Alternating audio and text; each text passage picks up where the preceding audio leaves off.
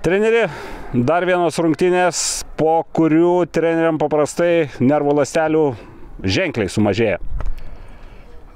Tikrai taip. Žinot, tikrai ruošėme šitom rungtynėm, nors per daug laiko nebuvo, tai didelę laiko dalį praleidom prie analizės jų žaidimo. Supratom tai, kad atvažiuoja komanda, kuri tikrai gerai lošia puolime, tikrai turi daug individualiai stiprių žaidėjų ir puikiai dalinasi su kamuoliu, ypač trečiam ketvirtį, kas liečia prie varžovų baudos aikštelės, nėra problemų aplošti vienas prieš vieną, taip kad ruošiam savo, turėjom rungtynių planą. Vėlgi, žinant tai, ant kiek jie yra susifokusavę į puolimą, mums nori, nenori, vis tiek reikėjo prakentėti, ypač kas liečia žaidimą gynyboje ir žinant tai, kad jie dideliam pajėgom eina į priekį, stengtis užatakuoti tas erdves, kurios atsilaisvina, nes eina dideliam pajėgom į priekį, zonos atsilaisvina, tikrai daug kur rizikuoja Hegelman komanda ir tikrai reikalui esant galima išbėgti į greitą išpalį. Tai va, tai vienas iš rungtynių planų buvo toks. Tikrai šiandien tiek. Pradžia galbūt mūsų buvo visai nebloga. Toliau Hegelman ilgiau laikė kamuolį, daugiau kontroliavo rungtynių eigą. Mums reikėjo iškentėti, sulaukti savo momento ir stengtis pelnyti įvartį.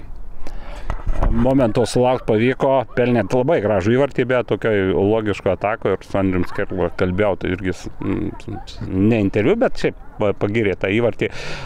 Bet reikėjo pakentėti dar, kentėjot, bet gale vis tik tai nepavyko iki galo išlaikyti. Žinant tai, kad tikrai gausiom pajėgom eis į priekį ir nežiūrint į nieką, ir ta komanda, kuri moka ir geba žaisti su kamuoliu ir ypač labai agresyvus puolime, tai kito mes ir nelaukiam. Tai šitoj vietoje tikrai žinom, kas mūsų lauks, jeigu mes pelnysim įvartį, jeigu praleisim įvartį, vėl kitokia situacija. Tai žinot, trūko visai nedaug, bet vėlgi žiūrint į visą kontekstą rungtynių, jeigu mes būtumėm laimėję, galbūt būtų kažkur tai neteisinga šitoj vietoje, taip kad aš manyčiau, jūs kalbėjot apie tai, kad gražų įvartį įmušėm, bet aš manau, kad Hegelman irgi ne ką prastesnį įvartį įmušė, kas liečia gražumą, tai šitoj vietoje rezultatas 1-1,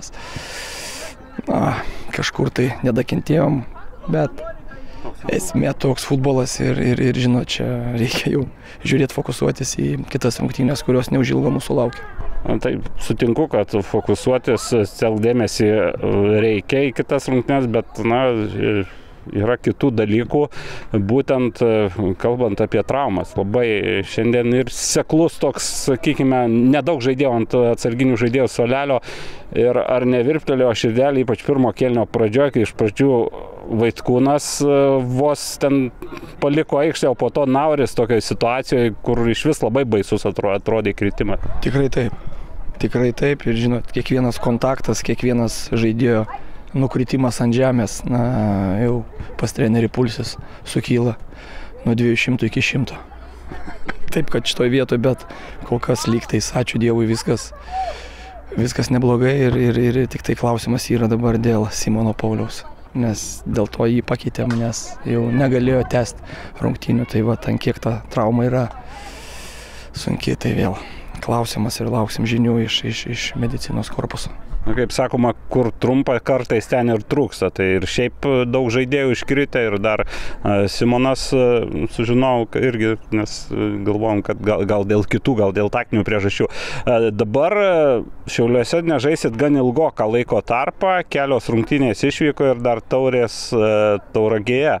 Tai būtent Taurės sutikimas dabar ir laukia. Darius Gvildys, teko komentuoti praeito turo rungtynės Tauragėje. Šiaip jis sakė, kad laukia Mindaugo, paruošė aikštę, Žolės aikštė, gana buvo nebloga.